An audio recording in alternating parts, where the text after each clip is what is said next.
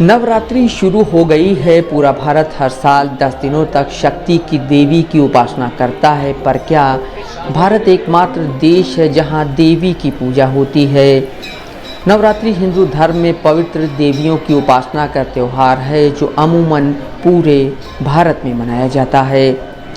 मुख्य देवी के तौर पर शक्ति की देवी की उपासना होती है। माना जाता है कि दुनिया की हर चीज़ उन पर निर्भर है। यह भी दावा किया जाता है कि भारत में महिलाओं को देवी का स्थान प्राप्त है, लेकिन यह दावा सच नहीं है कि भारत एकमात्र देश है जहां देवी की पूजा होती है।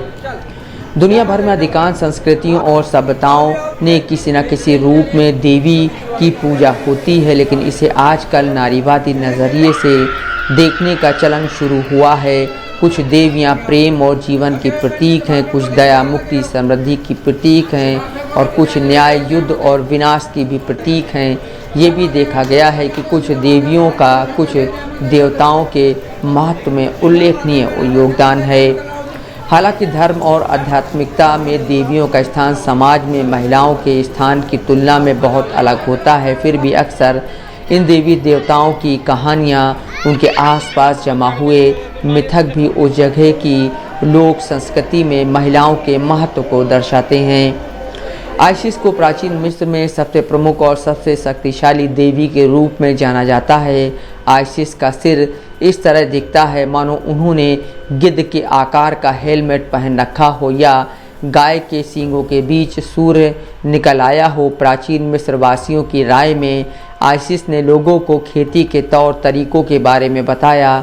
उन्हें पृथ्वी के देवता गेब और आकाश की देवी नट की बेटी के तौर पर देखा जाता है। आइसिस को न्याय व्यवस्था, मातृत्व, जीवन और चिकित्सा की भी देवी माना जाता है। आइसिस की कहानियों में उनकी जादुई शक्तियों, उसके पति ओसिरिस के प्रति उनकी भक्ति और उनके बेटे होरस का उल्लेख है। इस देवी की लोकप्रियता से लगता है कि उन्होंने ग्रीक और रोमन संस्कृति को भी प्रभावित किया है। कला के इतिहास में शताब्दियों से हम माँ और बच्चे के कई चित्र देख सकते हैं। यह खूबसूरत पेंटिंग और मूर्ति कला में भी नज़र आता है।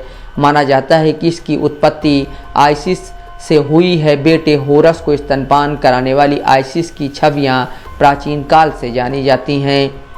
मिस्र में एक और देवी ऐतिहासिक रूप से महत्वपूर्ण हैं। इनका नाम हाथोर है और उन्हें प्रेम, आनंद, संगीत और नृत्य का प्रतीक माना जाता है। उन्हें आकाश, संतानों की उत्पत्ति और महिलाओं की देवी भी माना जाता है। हाथोर का नाम मिस्र की रानी हतेशपसट से जुड़ा है, जिन्हें अक्सर ज्ञात इतिहास में पहली महिला शासक के रूप में उद्धृत किया जाता है। हत्शेपसट पहली महिला शासक थीं और उन्होंने सिंहासन पर अपना अधिकार साबित करने के लिए हाथोर की बेटी होने का दावा किया था। हाथोर को गाय के रूप में चित्रित किया गया है और कभी कभी उनके प्रतीक के रूप में गाय की पूजा की जाती है। हाथोर कभी कभी भारत में काली माता के समान एक योद्धा देवी सेकमेट के अवतार के रूप में भी देखा जाता है। हाथोर को प्रेम, आनंद, संगीत और नृत्य का प्रतीक माना जाता है। आपने इतिहास की किताबों में ग्रीस और रोम की सभ्यताओं के बारे में पढ़ा होगा या किसी संग्रहालय में उनके देवियों की मूर्तियां देखी होंगी। एथेना को ग्रीक संस्कृति में देवी माना जाता है। इस देवी को रोमन देवी मिनर्वा के साथ मिलाकर देखा जाता है। एथेना को ज्ञान, कला, युद्ध, देवताओं और संस्कृति, सभ्यता, न्याय और गणित की जननी माना जाता है। एथेना को ग्रीक संस्कृति में देवी माना जाता है। ग्रीक पौराणिक कथाओं में एथेना को अक्सर सफ़ेद कपड़े पहने हुए दिखाया गया है। रात के अंधेरे में भी देखने की क्षमता रखने वाला उल्लू एथेना का प्रतीक है। ऐसी एथेना से यूनान की राजधानी का नाम एथेंस पड़ा।